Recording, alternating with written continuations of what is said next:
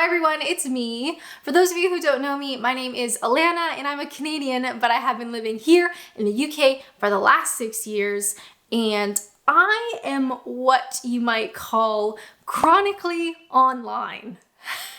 It's a condition. But lately I've been reflecting on it.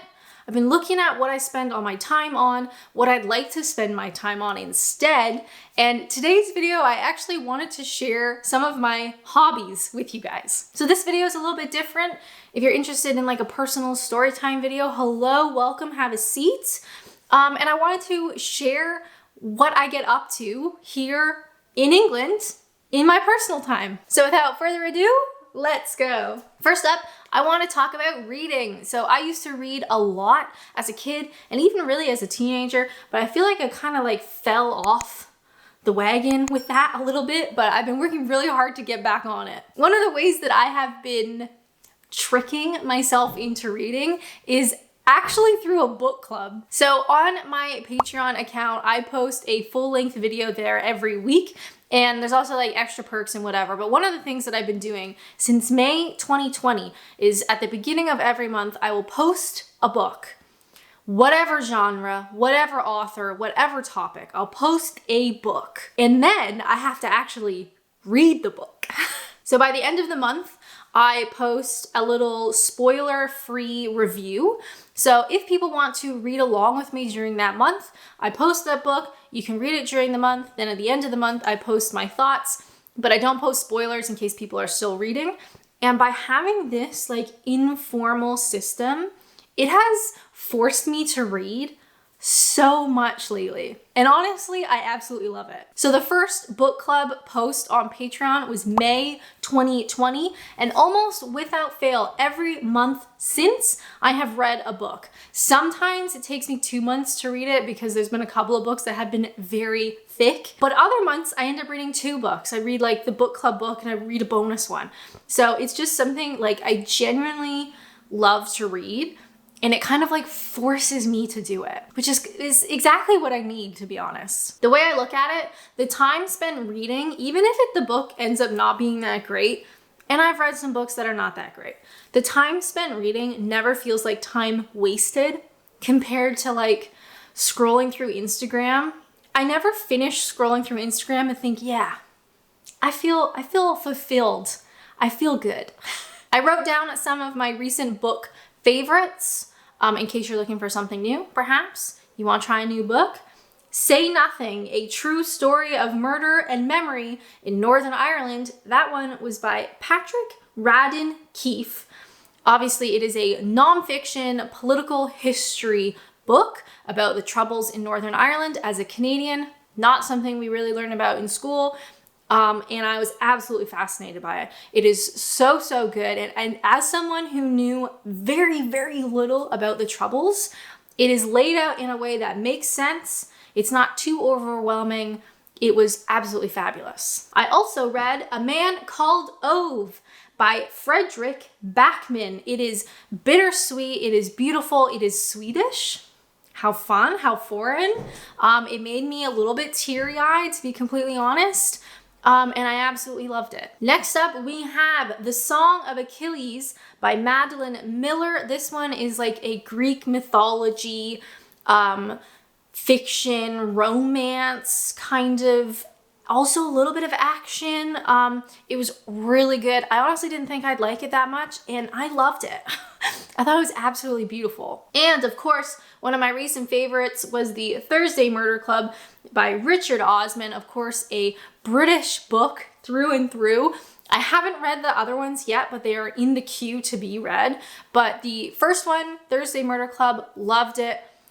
Again, bittersweet and kind of a little bit sad, but beautiful. And I loved how British it was.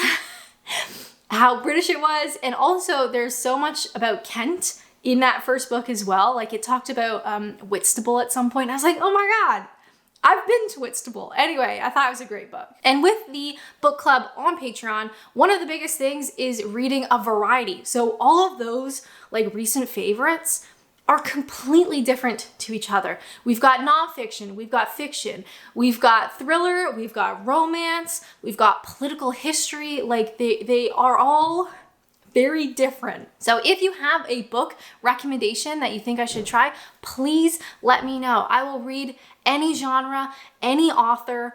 The more the merrier, because you really don't know what you like until you try it. Hey guys, here's the thing. Between work and hobbies and trying to have a social life, I'm busy. Almost always. Which is why I wanted to work with YFood, the sponsor of today's video. YFood is a complete ready-to-drink meal. They're lactose-free, they're gluten-free, and they also have a vegan range, which is pretty cool. Now, I'll be completely honest. YFood sent me some flavors to try, and I drank them all. I took a couple of shots when they first arrived to show you guys and like to put into this video, and then I drank all of them. And I didn't even save one for this ad. I'm so sorry. Just pretend I'm holding a bottle and that I didn't accidentally already drink all of them. YFood. Yay! In all honesty, they were delicious. The cold brew coffee was a personal favorite. Wow, delicious. And actually the coconut one was so good. It was like a pina colada. I loved it. Now, I cannot skip a meal. Maybe you can. Maybe it doesn't bother you. I cannot. Otherwise, you're gonna see me hangry and you're gonna really wish that you didn't. But I don't wanna eat junk food. You know, like I need to eat. So YFood honestly was extremely convenient on days where I'm just like so busy. I don't want to make lunch. I can't be bothered to make lunch or go out to get lunch. And I also don't want to have fast food. I'd grab a YFood and I'd get back to work. And then I drank all of them. If you want to give YFood a try, make sure to use my link in the description. You're going to get 10% off. They also have bars and like powders if you're interested in that instead. But to be completely honest, I am going to buy more because it tasted great. It was extremely convenient. And I like it. So there's that too. Anyway, let's get back to my video. Another hobby more recently that I've picked up has actually been knitting. Yes, knitting with 2 knitting needles, sitting on the couch in a big old fuzzy blanket. And I've absolutely loved it. So as a teenager, my grandma actually taught me how to knit, just a very basic like knit stitch. I didn't really remember how to cast on too well. I didn't really remember how to cast off, but I was introduced to knitting. I was introduced to the tools and a basic knit stitch, and it was a lot of fun. And I used to do like just big old scarves because knitting a giant rectangle is like the easiest thing that you could do. But I remember being really frustrated because if you made a mistake, it was so hard to figure out how to fix it because I don't remember YouTube being a thing, or at least having knitting tutorials on YouTube. Like this maybe was like early YouTube. I don't really remember YouTube being around or in existence. So what I'd end up doing is reading, do you guys remember reading? Reading blogs, reading knitting blogs on descriptions on how to knit is very difficult, especially if you're like a visual learner. And if I made a mistake, most of the times, I did not know how to fix it. So that was pretty much it for that project. But now we have YouTube tutorials, and I can't tell you how grateful I am for them. So I don't know why I picked up the knitting needles. I just really had like a hankering for it a couple weeks ago. And now like the weather is cold and we're like going into winter, I was like, I'm gonna make a hat. I've never knitted a hat before, but I'm going to do it even though I haven't knitted anything in like forever. So I got the supplies. Are the supplies more expensive than just buying a hat? Yes. The joy of knitting. So I got my supplies, I sat down, and I knitted a hat. And I finished it like almost immediately. I was shocked at how easy it was. And yes, I did make mistakes. I'd drop a stitch, I'd miss a stitch, whatever.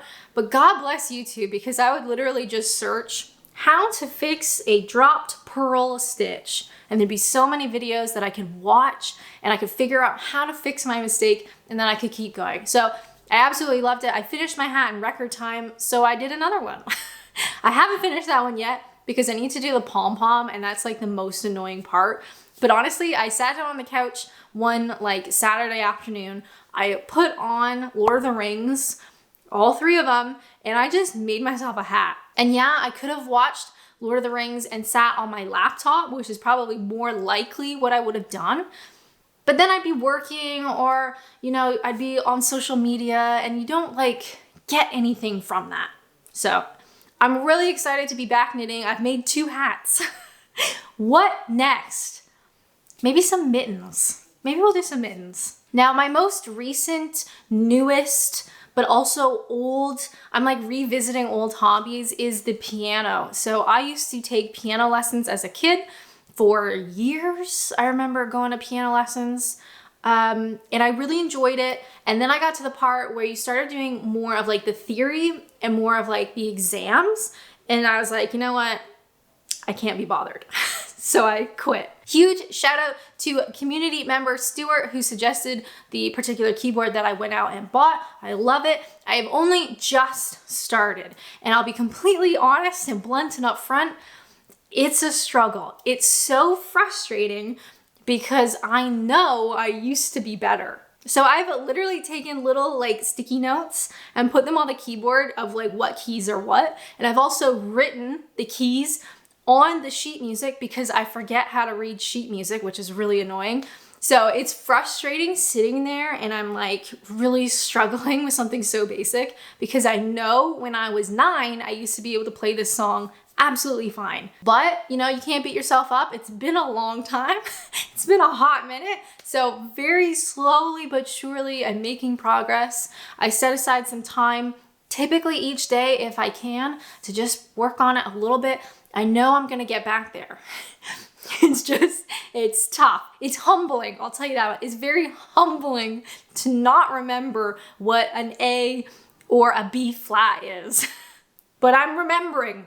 I'll get there. Next up, hobby-wise, and something that I've really enjoyed the last couple of years, but especially sort of the last year, has been going to the gym. Now, I have never been athletic.